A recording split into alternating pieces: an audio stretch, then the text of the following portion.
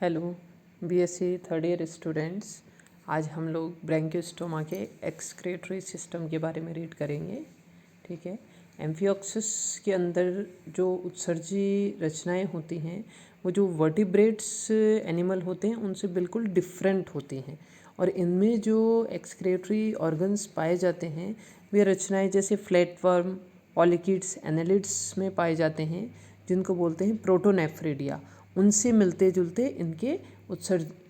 जुलता इनका उत्सर्जी तंत्र होता है। ठीक है।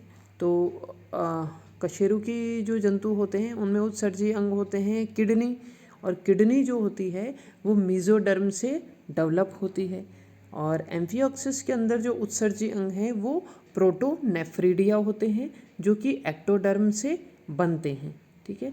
और इसी के अलावा एम्फियोक्सिस के अंदर प्रोटोनेफ्रिडिया के अलावा जो कुछ अन्य उत्सर्जी संरचनाएं होती हैं वो हैं जैसे हेस्चेक नेफ्रिडियम, ब्राउन फनल्स हो गई, रीनल पैपिली। ठीक है। और एट्रियल वॉल, ये सब इसमें एक्सक्रीटरी फंक्शन के काम आते हैं ये सारे ऑर्गन्स। तो सबसे पहले हम लोग लेंगे प्रोटोनेफ्रिडिया या आदि वृक्क,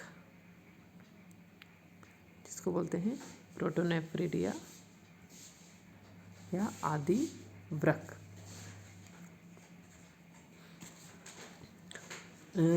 एम्फियोक्सिस के अंदर लगभग 90 to 100 जोड़ी उत्सर्जी रचना के रूप में ये प्रोटोनेफ्रिडिया पाए जाते हैं। ये जो रचना होती है ये सिलिएटेड होती है, मतलब पक्षमा भी होती है, और थैले के समान सैक लाइक संरचना होती है, और इसकी बिल्कुल महीन पतली दीवार जो कि एक्टोडर्मल नलिकाएं होती हैं ये। और ये जो नेफ्रिडिया होते हैं वो एक मुड़ी हुई नलिका के समान संरचना होती है, जो वर्टिकल और हॉरिजॉन्टल दो शाखाओं में विभाजित होती है, मतलब उदग्र और क्षैतिज दो ब्रांचेज में डिवाइड होती है। इसकी जो वर्टिकल ब्रांच होती है वो इसके जो प्राइमरी गिल स्लिट होते हैं, गिल बार होते हैं, उनके पैरेलल चलती है, और जो इनकी हॉरिजॉन्टल ब्रांच होती है वो प्रोटोनेफ्रिडियोपोर के द्वारा एट्रियम में खुलती है। ठीक है। और ये जो सेकेंडरी गिल बार होती है उसके सामने स्थित होती है। प्रोटोनेफ्रिडिया में कुछ बहुत छोटी छोटी सी शाखाएं निकलती है जो कि अंत में सोलेनोसाइट के रूप में रूपांतरित हो जाती हैं। ये जो सोलेनोसाइट संरचना होती है वो जो वर्टिब्रेट्स में किडनी में पोडोसाइट्स पाए जाते हैं उनके समान होती है। ये आप लोग डायग्राम में इसको देखेंगे। ये देखिए डायग्राम में प्राइमरी गिल बार, सेकेंडरी गिल बार है, गिल रोड दिखाई दे रही, गिल्स बीच में, और ये यहाँ पे ये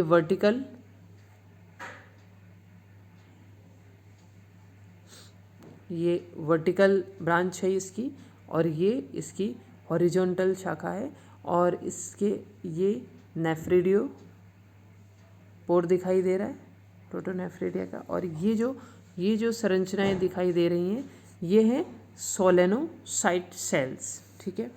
तो प्रोटोनेफ्रिडिया के अंदर 500 तक सोलेनोसाइट कोशिकाएं पाई जाती हैं। ये जो सोलेनोसाइट होती हैं ये 50 म्यू लंबी होती हैं, और इनकी संरचना जो होती है इसको देखिए, एक जो सिंगल सोलेनोसाइट सेल है उसके अंदर क्या होता है, एक गोल केंद्रित, ये देखिए गोल, ये न्यूक्लियस दिखाई दे रहा है, गोल केंद्रक युक्त शीर्ष है। ठीक है। जो कि एक पतली नलिका में खुलता है। ठीक है। और इसमें एक ये लंबा कशाब फ्लैजिला देख रहे हैं, लंबा कशाब निकलता है यहाँ से, और इसमें वाइब्रेशन होता है। ठीक है। वाइब्रेशन होता है, और ये जो प्रोटोनेफ्रिडिया होते हैं ये डिफ्यूजन के द्वारा, विसरण के द्वारा जो नाइट्रोजन युक्त अपशिष्ट पदार्थ होते हैं उनको सोख लेते हैं, और फिर ये इस तरल को इसकी जो एट्रियल कैविटी होती है, मतलब परिकोष्ठ में आते हैं ये अपशिष्ट पदार्थ, और फिर एट्रियोपोर के द्वारा ये बाहर निकाल दिए जाते हैं। ठीक है। नेक्स्ट आती है हैशचेक नेफ्रिडियम।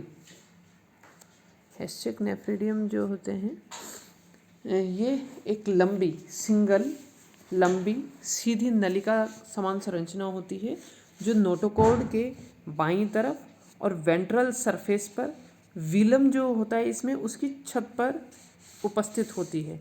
और इसकी जो स्ट्रक्चर है और इसकी जो फंक्शन है, संरचना और कार्य इस प्रोटोनेफ्रिडिया के समान ही होते हैं, लेकिन इसमें आगे का सिरा जो बंद होता है वो बंद होता है, जो कि ठीक हैशचेक पिट जो है उसके आगे स्थित होता है।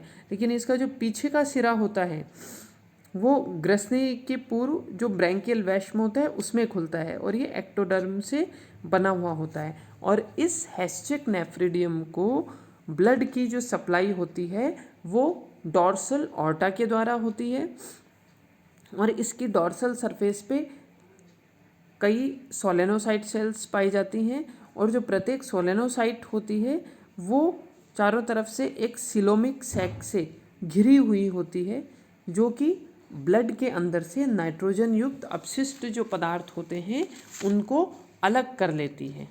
ठीक है, तो ये दो एक्सक्रीटरी ऑर्गन्स हो गए एम्फिओक्सिस में।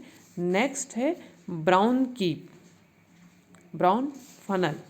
ठीक है, ये जो मैं आपको एक्सप्लेन कर रही हूँ आगे फ़ोटोकॉपी मैंने इसमें साथ में बुक की फ़ोटो में सेंड कर रही हूँ, जिसके अंदर से आप लोग इसमें से नोट्स बना लेना और साथ में डायग्राम इसमें दिए हुए हैं वो आप इसको ड्रॉ कर लेना। ठीक है, ब्राउन फनल्स हैं ये दो वैश्म सैक जैसी स्ट्रक्चर होती है जो इसकी फेरिंग्स के अंतिम जो डॉर्सल एंड है उसके ऊपर स्थित होती है और जो प्रत्येक फनल होती है उसका आगे का जो सिरा होता है वो संकरा होता है और अपनी तरफ की जो एपीब्रैंकियल और डॉर्सल सिलोमिक कैनाल होती है उसमें खुलता है और जो इसका पश्च सिरा होता है वही एट्रियम कैविटी में खुलता है। ठीक है, और कुछ साइंटिस्ट इसको एक्सक्रीटरी ऑर्गन्स मानते हैं जबकि कुछ लोग इसको रिसेप्टर ऑर्गन भी मानते हैं। ठीक है, इसको आप लोग डायग्राम में एक बार देखिए।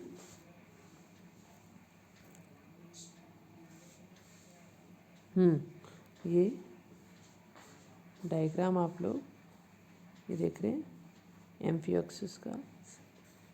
ये solenocyte cells, excretory pore, main tubules, ये जस्ट ऊपर देखिए, ये जो देख वर्टिकल लिम्ब, इसमें डायग्राम में आप लोग देखिए ये हॉरिजॉन्टल लिम्ब बता रखी है। ठीक है, ये वर्टिकल लिम्ब ये बता रखे हैं। ठीक है, ये बॉडी ऑफ सोलेनोसाइट्स, ये नेफ्रिडियोपोर। ठीक है, ये गिल स्लिट। ठीक है, प्राइमरी गिल बार और ये स्केलेटल रोड और ये सेकेंडरी गिल बार हो गया। ठीक है, ये डायग्राम आप लोग ड्रॉ कर लेना। आगे भी ये इसी तरह से, ये एट्रियम इसके अंदर इस तरह होता है, फेरिंग्स ये ऊपर है, इसमें ये जो गिल स्लिट दिखा रहे हैं, गिल स्लिट के जस्ट ऊपर ये देख रहे हो ये हॉरिजॉन्टल लिम्ब दिखाई दे रही है। गिल स्लिट जो इधर ये देखिए गिल स्लिट और इसके ऊपर हॉरिजॉन्टल लिम्ब और ये इधर इसके वर्टिकल लिम्ब इसकी दिखाई दे रही है।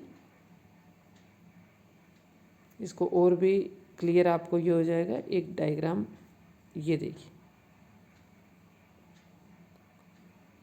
ये इसमें और क्लियर डायग्राम है। आप लोगों को जो ठीक लगता है वो डायग्राम आप लोग इससे ड्रॉ कर लेना। ठीक है, ये ब्राउन फनल का भी डायग्राम दिया हुआ है। ठीक है,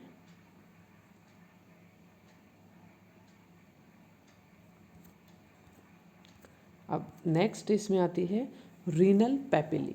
ठीक है, इसकी जो परिकोष्ठ गुहा एट्रियल कैविटी होती है उसके फर्श पर अनेक रीनल पैपिली नामक उत्सर्जी रचनाएं पाई जाती हैं।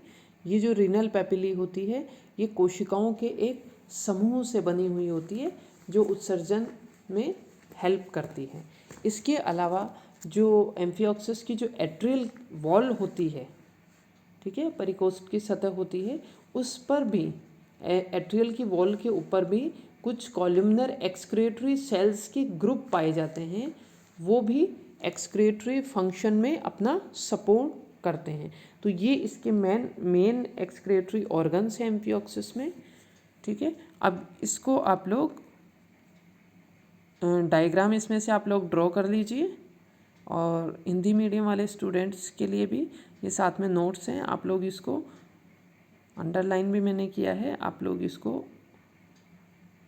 नोट डाउन कर लेना। और ये इंग्लिश मीडियम वाले जो स्टूडेंट्स हैं, जैसा मैंने आपको एक्सप्लेन किया है बिल्कुल ये इसमें वो ही दिया हुआ है, आप लोग पढ़कर इसको देखोगे तो आपको नोट्स बनाने में आपको आसानी रहेगी।